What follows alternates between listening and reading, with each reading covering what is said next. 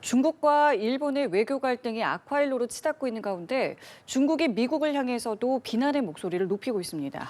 미국이 대만의 무기 판매를 승인하자 악질적인 행위라고 거칠게 항의한 건데요. 국제부 연결해서 자세한 소식 알아보겠습니다. 이지윤 기자. 네, 중국이 대만의 무기 판매를 승인한 미국에 항의했으며 필요한 모든 조치를 하겠다고 밝혔습니다.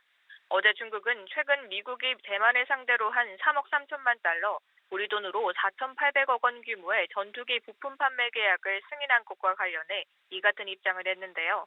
국방부 대변인은 무기 판매가 하나의 중국 원칙과 양국 관계의 주요 성명을 심각하게 위반한다며 중국 내정에 간섭하는 것이라고 말했습니다. 그러면서 미국의 불만을 표출하고 강력히 항의했다며 양국 관계에 영향을 미치는 일을 피할 것을 촉구한다고 강조했습니다. 다카이치 총리의 유사시 대만 개입 발언 이후 확산하는 중일 갈등을 수습하기 위해 베이징을 방문한 일본 외무성 국장은 오늘 중국 외교부 관계자와 만날 예정이지만 중국 정부의 입장은 여전히 강경합니다.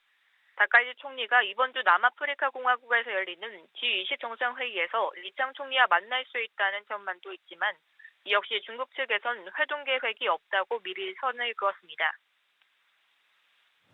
네, 그리고 이스라엘 가자 지구에선 불안한 평화가 이어지고 있는데요.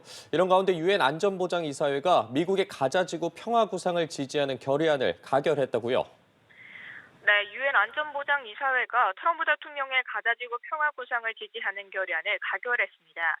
안보리는 현지 시간 17일 팔레스타인 문제를 의제로 회의를 열어 15개 이사국 중 13개국 찬성으로 가자지구 평화 구상 지지 결의안을 통과시켰는데요.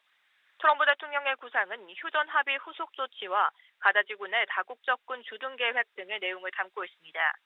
이런 가운데 이스라엘 소환지구 한 마을에서는 유대인 수십 명이 들이닥쳐 민가 등에 불을 지르는 사건이 발생했습니다. 이번 사건은 이스라엘의 불법 정착존인 이른바 전초기지를 이스라엘 당국이 철거한 일과 관련이 있다고 현지 언론들은 보도했는데요. 네타냐후 총리는 폭력 사태를 일으킨 정착민들을 소규모 극단주의 단체로 지칭하며 사법 처리가 이뤄져야 한다고 밝혔습니다. 지난달 이스라엘과 하마스가 휴전한 이후 요르단간 서안지구에서는 팔레스타인 주민을 향한 유대인 전착민의 폭력 행위가 기승을 부리고 있습니다. 자, 그리고 미국과 베네수엘라의 군사적 긴장도 고조되고 있는데 트럼프 대통령이 지상군 투입 가능성을 언급했습니다. 네, 트럼프 대통령은 현지 시간 17일 베네수엘라에 대한 군사작전 가능성을 배제하지 않는다고 밝혔습니다. 가자 전쟁 등에서 미 지상군 투입에 선을 그었던 트럼프 대통령이 베네수엘라에 대해선 가능성을 배제하지 않겠다는 입장을 밝힌 건데요.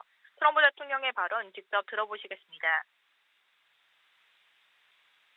We just have to take care of Venezuela. They dumped hundreds of thousands of people into our country from prison. 다만 마두로 베네수엘라 대통령과 대화할 수 있다는 입장을 거듭 밝히면서 트럼프 대통령 특유의 강운 협상 전략 아니냐는 해석도 나옵니다. 트럼프 대통령은 한편 사우디아라비아에 F-35 전투기를 판매하겠다는 입장을 밝히기도 했는데요. 오늘 18일 방미할 예정인 빈살만 사우디아라비아 왕세자는 F-35 전투기 구매 계약 체결 등을 목표로 하는 것으로 전해졌습니다. 지금까지 국제부에서 연합뉴스 TV 이지윤입니다.